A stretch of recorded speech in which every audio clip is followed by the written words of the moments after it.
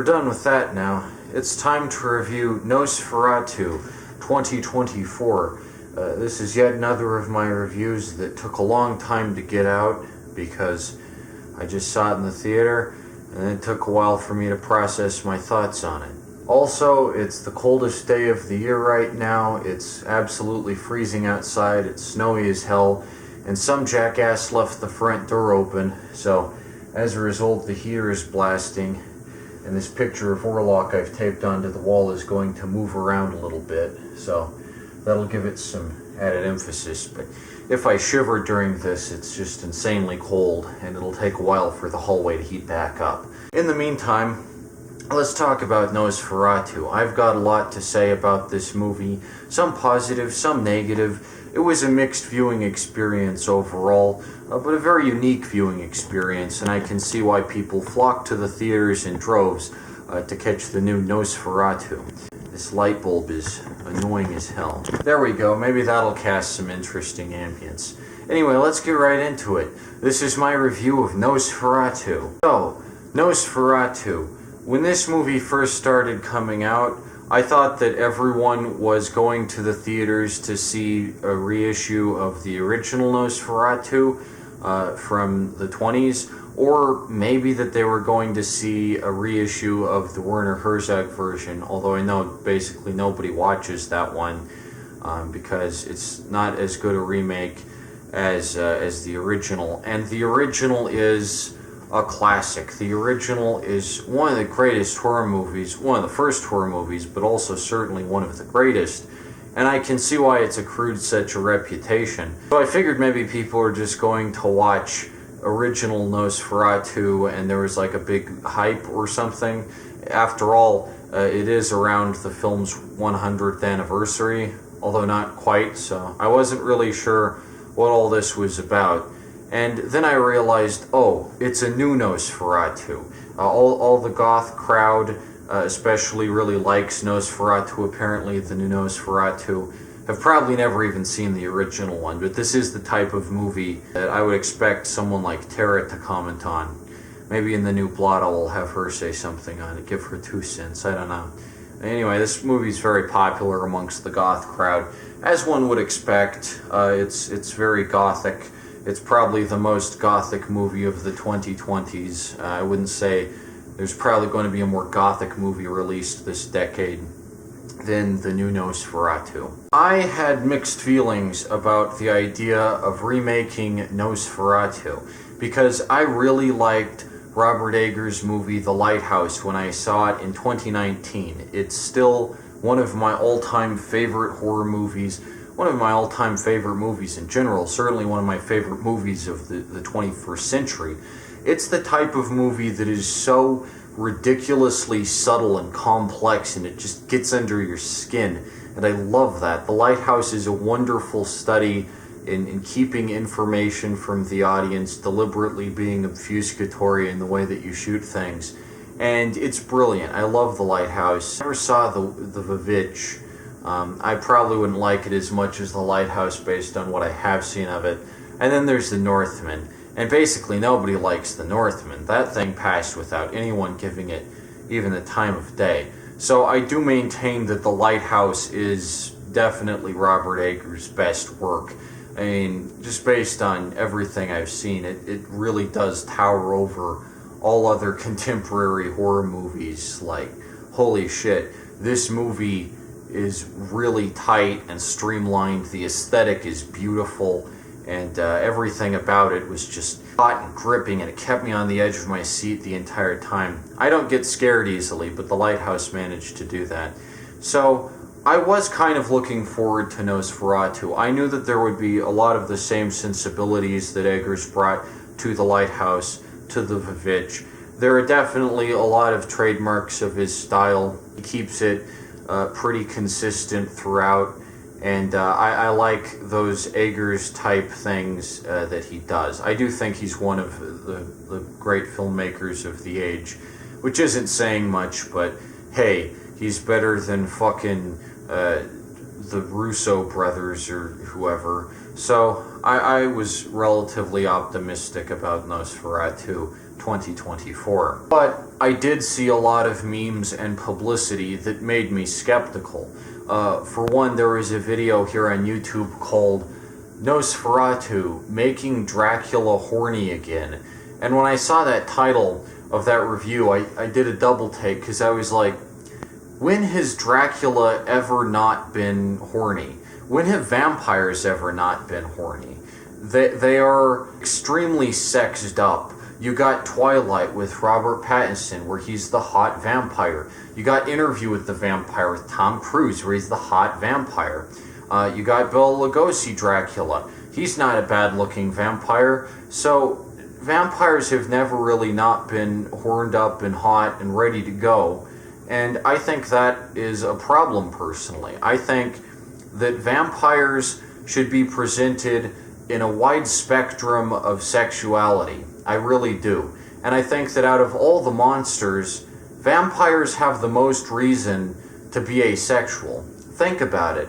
They're cold and dead and empty inside, and they just drink blood for sustenance, but they don't have any hormonal exchange going on inside. They're not really hot, at least in terms of how that term is typically thrown about. With other monsters, I get it. Like, with the Wolfman, I get it. He's alive. Plus, he has the tendencies of a slavering beast inside him, so it makes sense that he'd be pretty horned up and ready to go. But vampires, I feel like, are too often portrayed as horny or attractive when really they have no reason to be. They're cadavers. They shouldn't be hot. One of the things I really like about the original Nosferatu is that Count Orlok here is one of the few examples of a non-sexy vampire. He's not a vampire that anyone would want to have sex with or find attractive. He doesn't even look like a person, much less a person that you'd want to have sex with. And I like that. It gives a little bit of representation to vampires that maybe don't want to have sex. Orlok just looks like he wants to eat you. He just wants to climb up your stairs and then gnaw at your neck while you're asleep. He's not necessarily interested in seducing you. He's not the seducing type of vampire.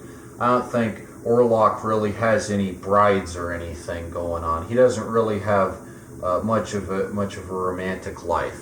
So I like that. One of my favorite vampire movies, What We Do in the Shadows, the original one, not the show, the movie version, is very good in that it recognizes that there are different types of vampires, and the gag is that the Nosferatu type one, the old decrepit vampire, Peter, who they keep in the basement, is so ugly that he basically can't blend in with the younger type vampires that look more like humans. He just stays in the basement all day in his coffin. And that's a funny bit, because What We Do in the Shadows recognizes that there are different types of vampires, and they have varying degrees of attractiveness or looks or anything like that. So they're kind of on a spectrum. There's the hot vampire, then there's the not so hot vampire. And I like that. It recognizes the diversity of vampires. They are all blood-sucking monstrosities, but they do have different attributes, tendencies, appearances,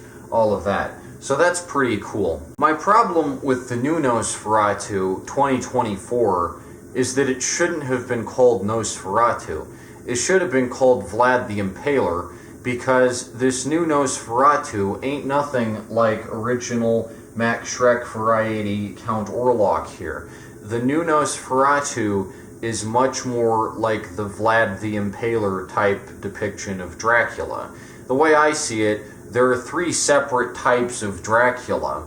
There's the Bela Lugosi type Dracula, your garden variety type Dracula that's pretty close to the book and kind of in the spirit of that, because Dracula is ultimately a separate character from Vlad the Impaler, despite apparently, according to some people, being loosely based on him. Then you have the Impaler type character, right? And this is the Francis Ford Coppola type of Dracula more so. But there are vampire movies that have even a closer adherence to the actual life and story of Vlad the Impaler. This is also where the depictions of Elizabeth Bathory come in, where you try and remove Dracula from the legend and paint him in a very historic type context, where he's this old Prussian noble, and he's got the big mustache and the big furry Cossack hat. That's the Vlad the Impaler type Dracula. And that's the type Dracula that's in Nosferatu 2024. This type Dracula is the Nosferatu type Dracula, who came about as a direct result of Nosferatu being made to begin with. And he's a lot more than just a German Dracula ripoff.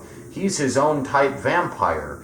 He's got the fangs, his fingers are real long and pointy, he's got the little elf ears, and he's bald. Most notably, he doesn't have fucking hair, much less facial hair. He is an impotent, thin little guy. That's the Nosferatu type vampire. That is, of course, in the original Nosferatu and in the 70s remake, and both of those adhere pretty damn well to what a Nosferatu type vampire should be. But the vampire depicted in the new Nosferatu is much closer to the Vlad the Impaler type version, where it sticks to his historic noble roots, and there's much less of this skimpy little elf type character to be had, and I think that's a real disappointment. My stupid backdrop is falling down here. I did see some promotional images of Bill Skarsgard in makeup as Nosferatu, and he's bald and doesn't have a mustache, but then in the movie he does have a mustache, so I feel like this is false advertising, and Robert Eggers wanted it so that audiences would go in expecting this type of Nosferatu, and then they would get something completely different, which is cool and all, but I feel like the story is so traditional in so many aspects, and it sticks so close to the tenets of German Expressionism, and he's still named Count Orlok and all. It's a very straightforward type adaptation of Dracula, or of Nosferatu, which is a German ripoff of Dracula technically.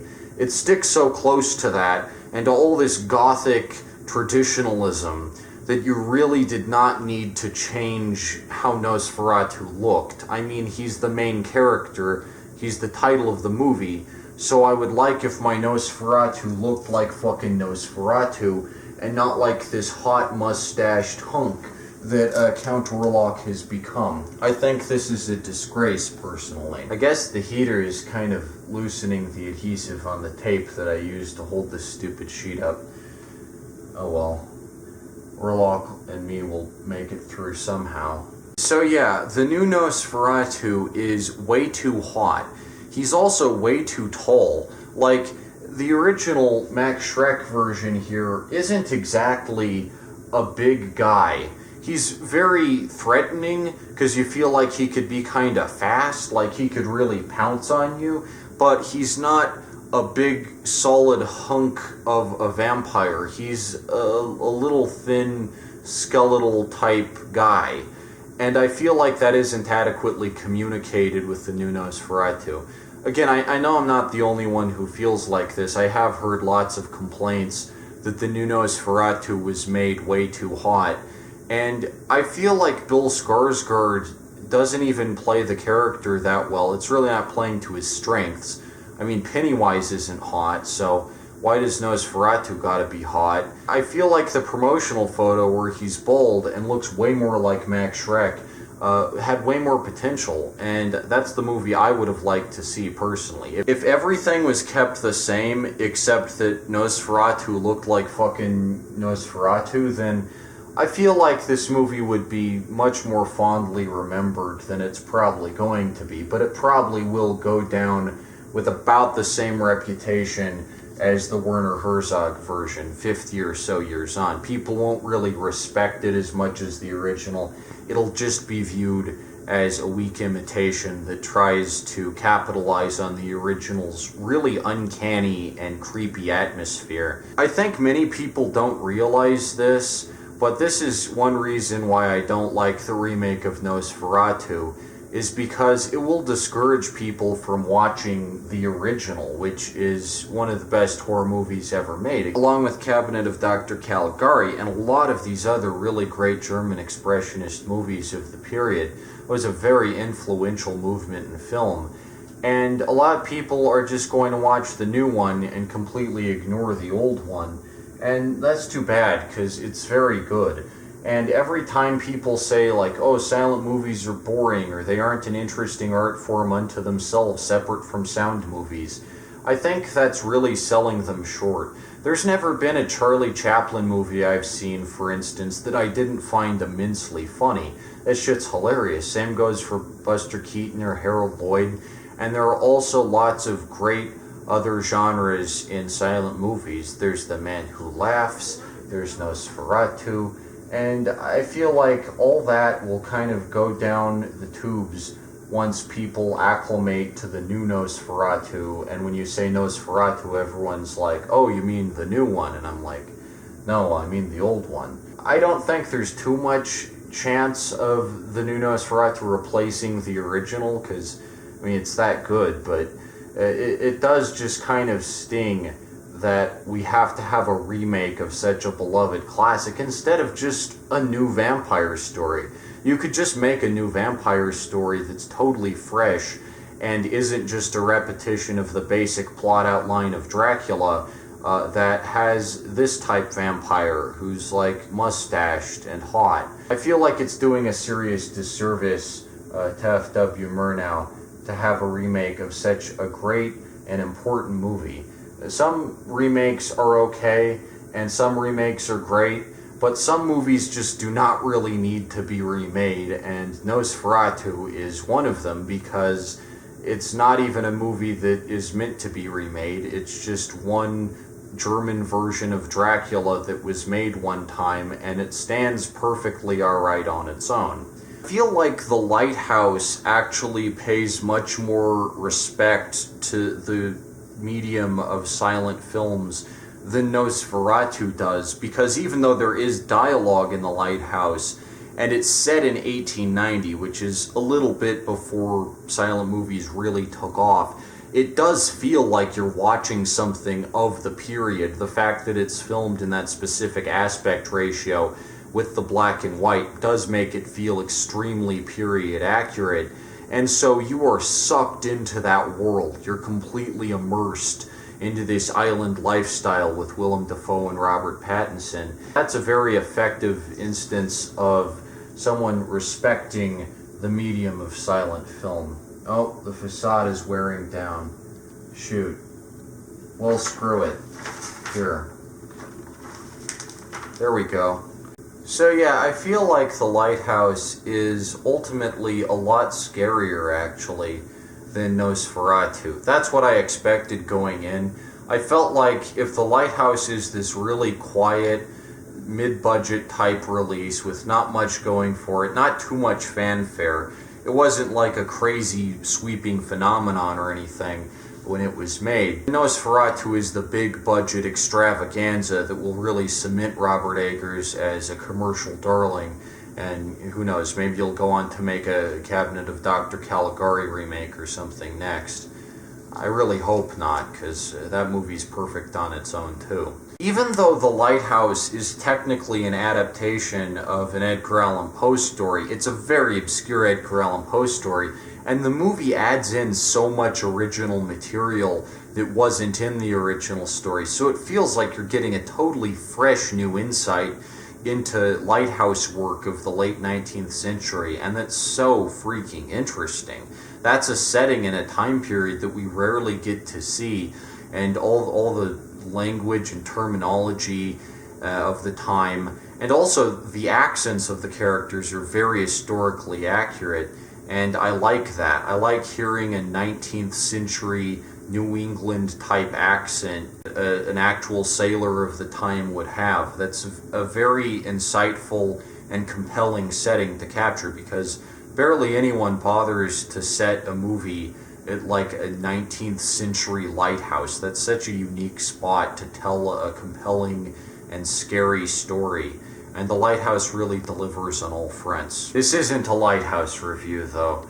I don't know if I ever made a review of The Lighthouse. I think it was on my 50 favorite horror movies, and pretty high up, if I recall. Anyway, yeah, what to say about Nosferatu? Well, there's a lot to admire. Right off the bat, the sets are fantastic. The town, especially, is very German expressionist in its vibe. There's lots of narrow alleys and sloping roofs and shit. And it honestly looks great, especially the inside of Willem Dafoe's laboratory.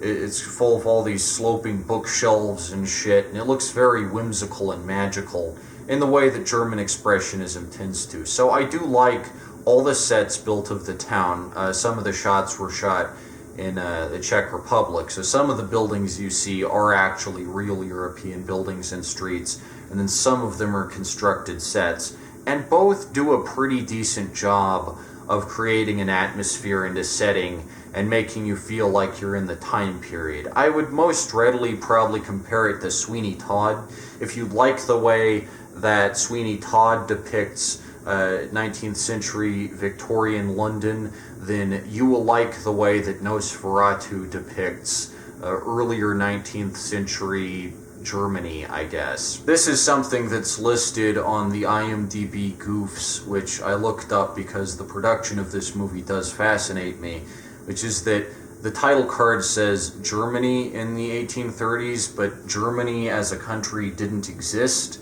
in the 1830s. It wasn't called Germany, it would have been called Prussia at that time. So that's kind of a slip up. Presumably the original Nosferatu was set in like modern day, at least as far as I know, the 20s or so, which there's no reason it couldn't be. But Robert Eggers decides to set it a little earlier in the 1830s so it can be all old-fashioned and you can get the top hats and the fancy costumes. And that's okay. Again, Germany in the 1830s is also a setting that we don't see too often, but we certainly see it more than like an isolated lighthouse in the late 19th century, which is a way more interesting setting. The lighthouse feels like you're watching something that you're not supposed to. Nosferatu feels like you're watching an operatic movie that is carefully planned and laid out and staged, if that makes sense. There's nothing subtle about it. It's extremely grand in its vision and scope and scale, and it tries to do everything. And it does most of what it sets out to do pretty well. The technique is certainly on display. For instance, there are a lot of practical effects which I do admire. There's a little CGI here and there, but for instance, the rats are all real, which I didn't even know or think about until I got out of the theater, but upon further reflection, it is very unnerving to see these thousands of live rats being unleashed over the entire set. It takes some serious dedication to rent that many live rats to be in your movie. So props to Robert Eggers on that front, I guess. In the original Bela Lugosi Dracula, we hear Renfield's monologue about the rats and how there's thousands of them, but they're not visually depicted, because obviously that would have been a little too expensive at the time. But now, with big budget Nosferatu, you get all the rats you could ever want. So props there. Those who go for the rat scenes will not be disappointed. The rats are insane, off the chain, off the hook, completely untethered, and they go wild in this movie. Another big positive of this movie is definitely Willem Dafoe. I really liked Willem Dafoe in The Lighthouse, and he brings just as much charisma here. He's basically my favorite character. He's a lot of fun to watch. He's extremely charismatic and exciting. He has a lot of dynamic movement, a lot of range. He fits into this setting just as well as he did in The Lighthouse. He's extremely versatile. So props to Willem Dafoe. This is great stuff for him to chew on. He really bites through the scenery. And I liked Willem Dafoe in this a whole hell of a lot. He's my favorite actor and character from the movie, hands down. Way more than Nosferatu actually is. I would have loved to actually enjoy the Nosferatu in this Nosferatu movie, but Willem Dafoe completely steals the show. and leaves his mark on this iteration of the character. Okay, so now it's time to talk about what I didn't like, besides obviously the extreme alterations that were made to my guy Orlok here to make him more hot or alluring or seductive or whatever. First off, all the characters talk with British accents. Aside from Willem Dafoe, who's American, and Lily-Rose Depp, who's American obviously, and Bill Skarsgard, who's Swedish, all the actors in the main roles are British. Now this is a serious problem, because obviously the key difference between Nosferatu and normal Dracula is that normal Dracula moves to Carfax Abbey in Britain, whereas Nosferatu, being the German ripoff of Dracula, moves to fucking Germany. I would expect Orlok to move to a place where people talk with thick-ass German accents, like Colonel Klink or something. But instead, it all sounds like Faulty Towers. And this is a serious letdown, because it's set in Germany, so why don't the characters talk like they're fucking German? They talk with these weird, fake 19th century portmanteau British dialects that occasionally have some kind of influence or little inflection from German, but really do not sound German at all. The only one who does have a decent German accent, or at least tries to put one on a little bit, is Willem Dafoe, but obviously his normal American voice is so distinctive and like gravelly that the German inflections barely come through. I commend him for trying. It's difficult to have anyone except a native German put on a convincing German accent. It's much harder to do than a British accent. But I think that Nosferatu is doing itself a serious disservice here by having most of the actors be British people talking in British accents. What is the point of having it be in Germany then? Obviously, this is a challenge that the original Nosferatu faces, in that the core of the Dracula story is that Dracula is a European mainland foreigner interacting with British aristocracy. He's this centuries-old awakened evil that has come to the British island, and everyone finds him kind of weird because he has this foreign Romanian-type accent. Like the Bela Lugosi version, obviously, this was no problem because that one's set in Britain, and Bela Lugosi is my favorite Dracula, not my favorite Orlok, but my favorite Dracula, because he really is from that region of Europe, so his accent is extremely convincing, and the accents of all the British characters, no problem, you know, because they're in Britain. But with original Nosferatu, that's a little less apparent, because instead of coming to England, Dracula moves to Germany, or Orlok rather, moves to Germany. So the element of him being a foreigner is already dampened a little bit because he's still on mainland Europe. Also, the whole voyage of the Demeter doesn't really make as much sense, because instead of sailing around the Mediterranean and up through the English Channel and then on into port in Britain, he'd be sailing around the entire European continent up to Germany, which is at the top near Scandinavia, instead of just riding there via coach. That would make so much more sense than going to Germany by ship if he's going from like Romania to Germany instead of Romania to Britain, which of course is exactly what Thomas Hutter, or Tomas Hutter is how they pronounce it, does at the beginning of the movie. He just travels to Orlok's castle by land, but then Orlok has to come to Germany by boat. That doesn't make so much sense. It'd be so much more convenient for him just to go there by land in his coach. But like I said, that's a challenge that the original Nosferatu faced too. Obviously, Romanians are a little less foreign to Germans than to British people, so that's an element that you just kind of have to roll with if you're going to accept that this is a version of Dracula set in Germany instead of Britain. Really, though, I don't know why all the characters talk like they're British. This gets annoying, and basically all of the scenes with these German-British type characters gets old after a while. Aside from Willem Dafoe, maybe Dr. Sievers, the crazy guy, and Nosferatu, all the other characters are pretty damn boring. Especially the guy with the mustache, who's like the upper crust type gentleman, the nobility. I didn't find this character too compelling at all. He was pretty bland, and there's one scene where they're by this lake, and he's wearing this top hat and coat that make him look like Willy Wonka. Like, I'm not even kidding. He looks like fucking Willy Wonka. Not the cool Johnny Depp version, but like the dumbass Gene Wilder version. It looks like a party clown.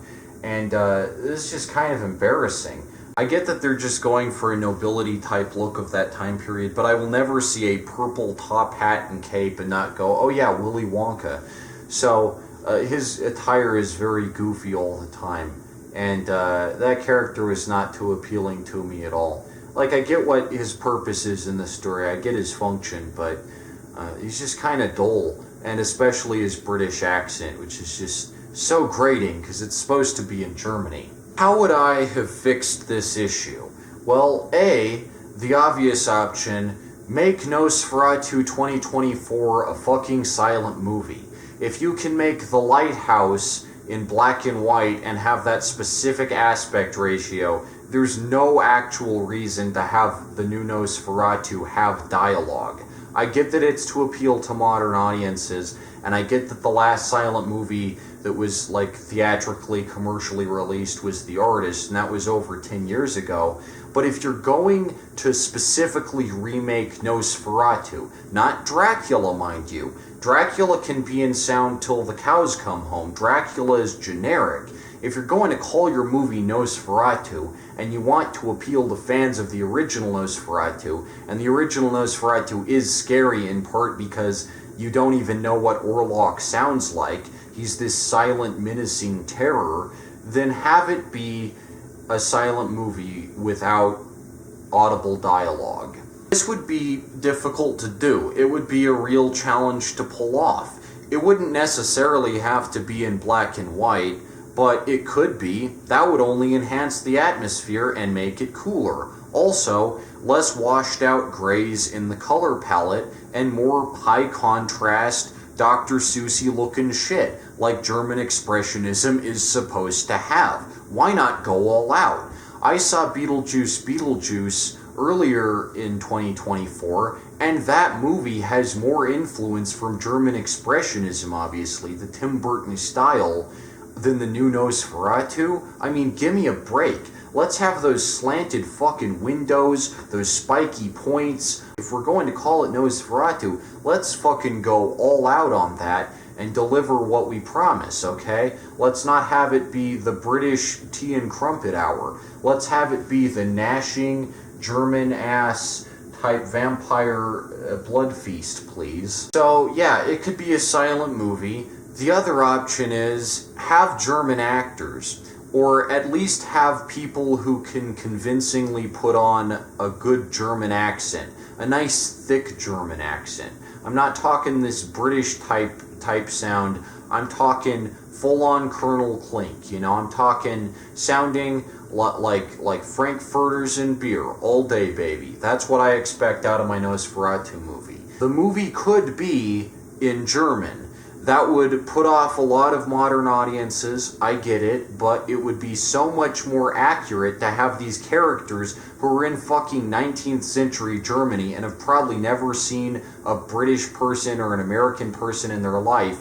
It would be so much more realistic if they just spoke in fucking German. If not a German accent, then full-on German language where they're talking full Deutsch. Then you could have subtitles, which would kind of be like interstitials and fulfill the same purpose in English, but they would add to the silent movie uncertain type feeling that the original Nosferatu is so good at conjuring up. The original Nosferatu is an unsettling fucking movie. It's more unsettling than the original Dracula with Bela Lugosi, which is much more entrenched in pop culture. The original Nosferatu is much more weird. This is owing, I think, to that Americans still have this weird stigma against German language or German people in their movies because of World War II, which we don't have with Japanese people at all, even though they bombed Pearl Harbor and the Germans didn't commit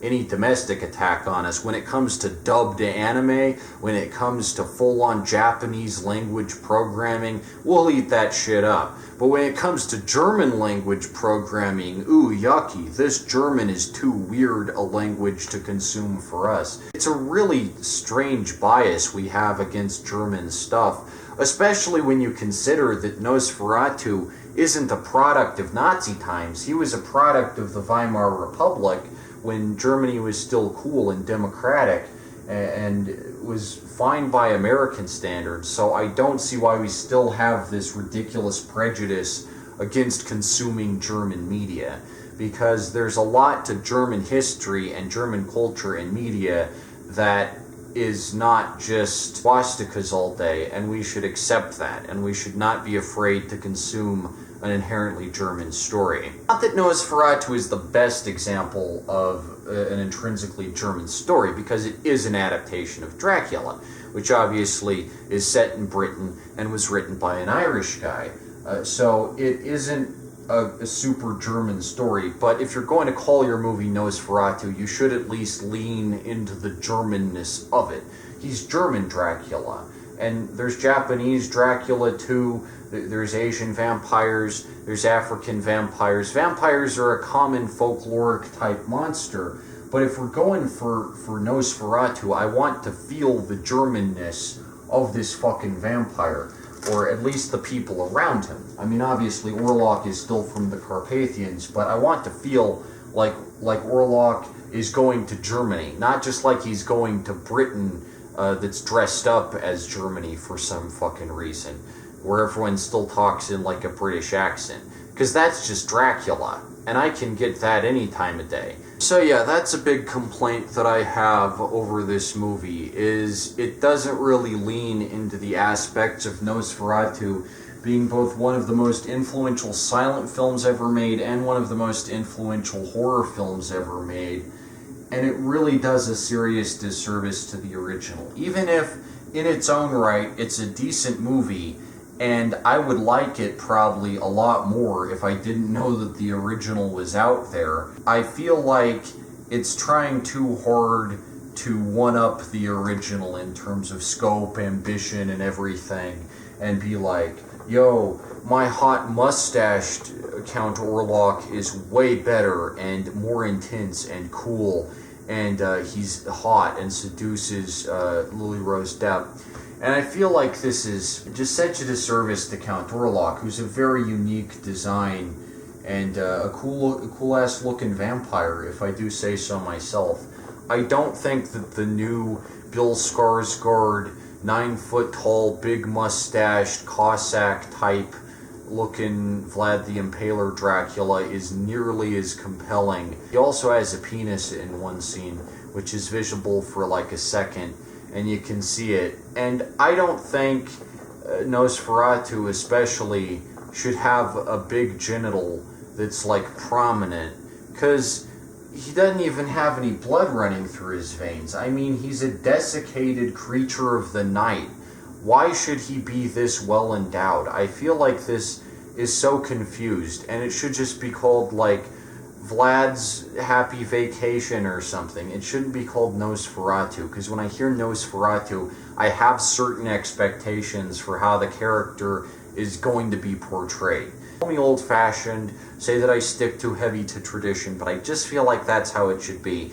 And given, again, that this movie is so concerned with portraying all the classic cliches and tropes of the Dracula story, like the asylum is really well shot, and the crypt is really well shot, and everything is checked off. All the boxes are checked off and ticked. You know, here's the shot of the river. Here's the really cool bit where they light the body on fire. Here's where they stake. It's all really well done, and the central vampire is so poorly done, and his accent especially, which is like not good. I get that Bill Skarsgard is Swedish, so it sounds kind of foreign and kind of mystical, but part of Nosferatu's appeal, again, original Count Orlok here is that he doesn't talk, and you don't know what he sounds like, and part of the mystery and charm of him is you don't know what he sounds like. That's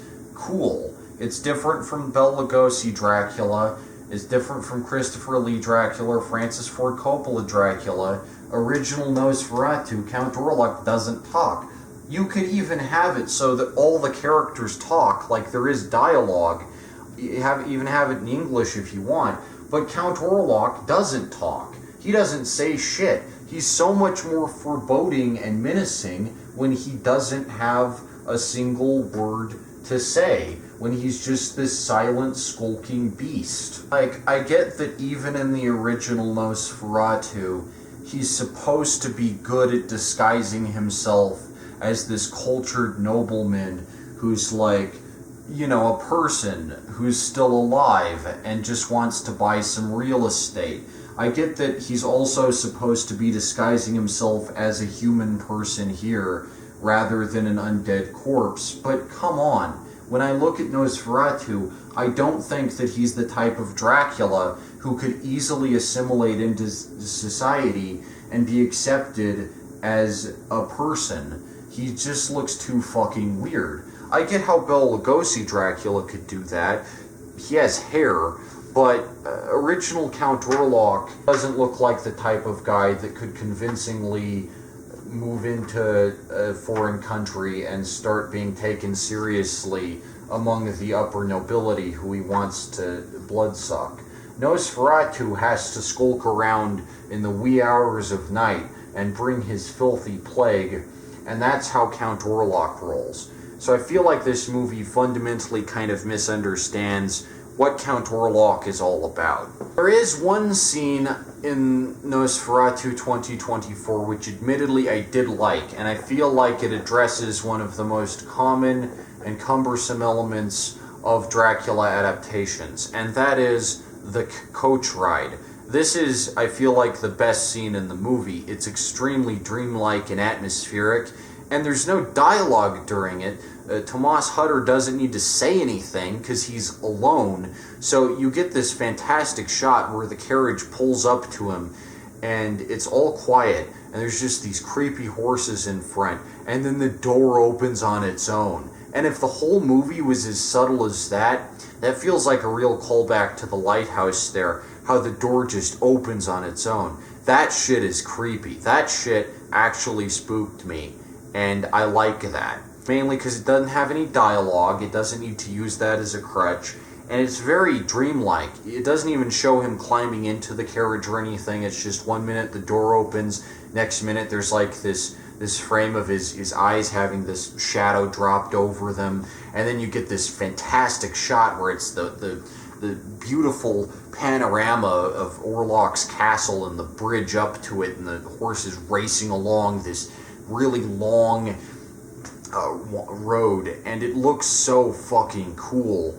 and I wish the whole movie was like that. Again, there's really no need for as much dialogue as this movie has. But this addresses a common mistake that Dracula adaptations make, where the coach ride takes up too much of the runtime and is focused on too much, and it always confuses me because, like, does Dracula have a carriage driver employed, or is he all alone and is he the carriage driver? I forget which it is in the book, but that detail always gets on my nerves and it's confusing, like who's the carriage driver. So here there just is no carriage driver, and it's just this empty coach that has nobody on it except the horses, and that's brilliant. That's really creepy. I feel like it adds a lot to the mounting dread around Count Orlok, and it's just a shame that actually Count Orlok is this beefy-ass, goofy-looking, 9-foot mustached goof-ass. He looks like fucking Groucho Marx, and I can't take him seriously. The first time he appears, he doesn't say anything. He's just in his castle, and Tomas walks up through the front gate, and he just stands there, and that's so good. And I thought, wow, this Dracula's gonna fucking rule. He's gonna be awesome. Damn, was I wrong. This version of Count Orlok is weak sauce. Anyway, what do I think about the central conceit of the movie where Lily-Rose Depp has to have sex with Count Orlok to save the entire town? Obviously, sexual intercourse and having sex with Orlok and making out with Orlok and making out with Tomas is made way too prominent an element in this version. Not so big into that, obviously, but it's okay. The sex scenes didn't bother me too much. They didn't go on any longer than they had to. And the ending scene where Orlok gets to have sex is like, okay. The prosthetics are pretty good, like how he shrivels up and his legs get all tiny and then blood squirts out of his eyes. That's pretty cool. But I will say that, again, it's making this guy too hot.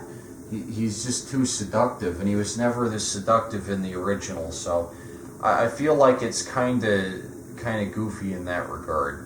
What I really like about the ending, though, isn't anything to do with that Nosferatu has to have sex to die or whatever, break the curse or break the plague or anything like that.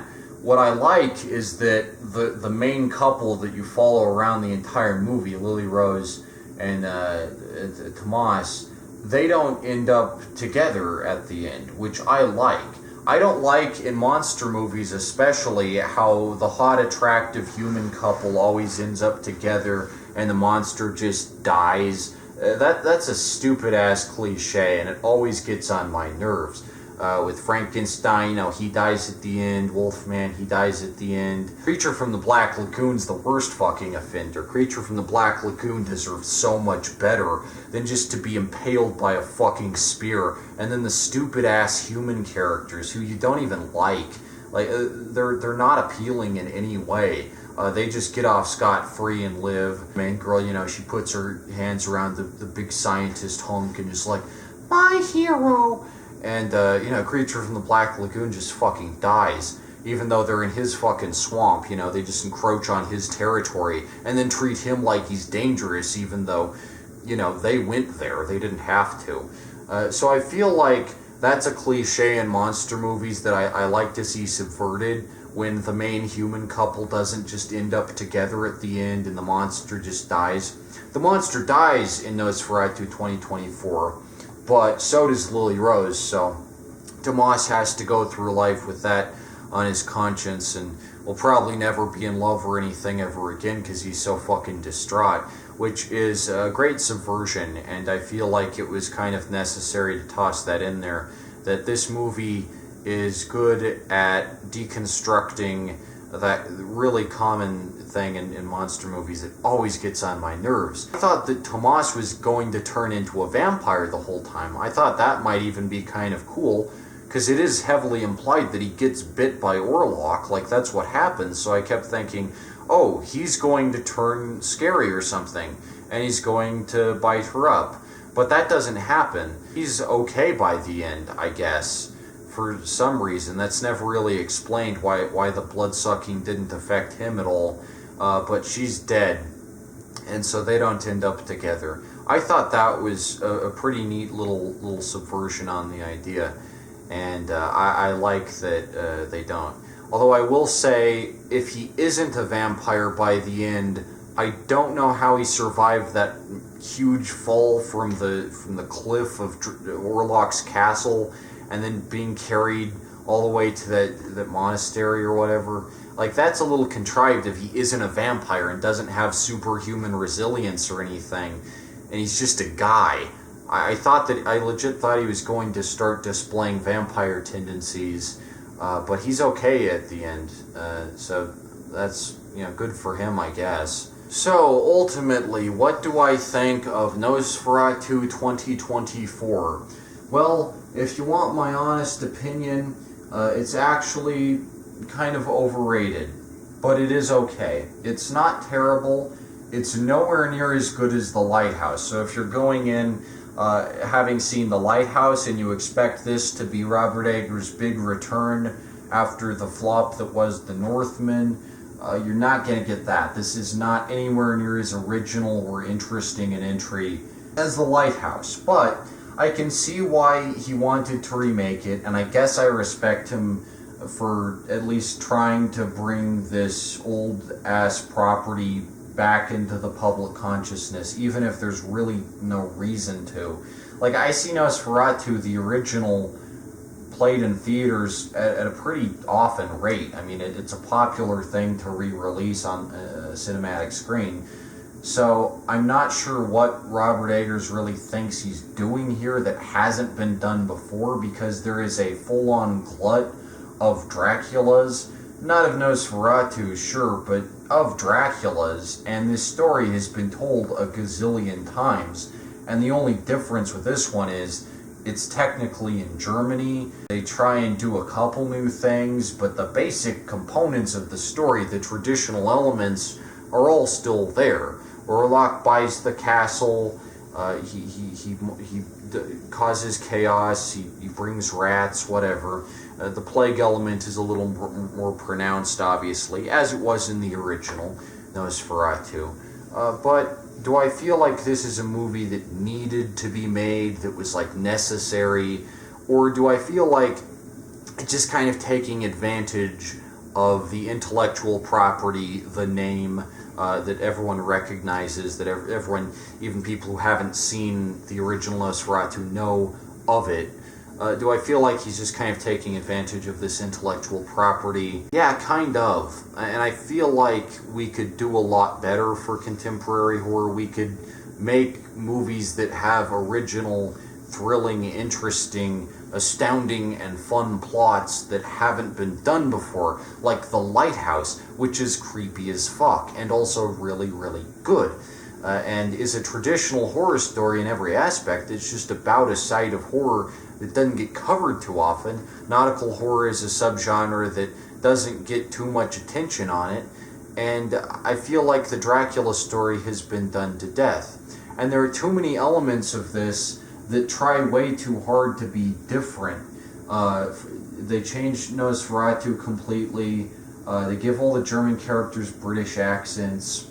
It takes too many risks that it just doesn't land, and for that reason, I don't think as highly of it as I could. The sets are admirable, the prosthetics are admirable, the very basic type approach is pretty cool, and I like that Robert Eggers uses a lot of practical effects and CGI sparingly. I do admire that in a film where an actual, Romanian village and all that, and the actual German town are constructed and built specifically for it.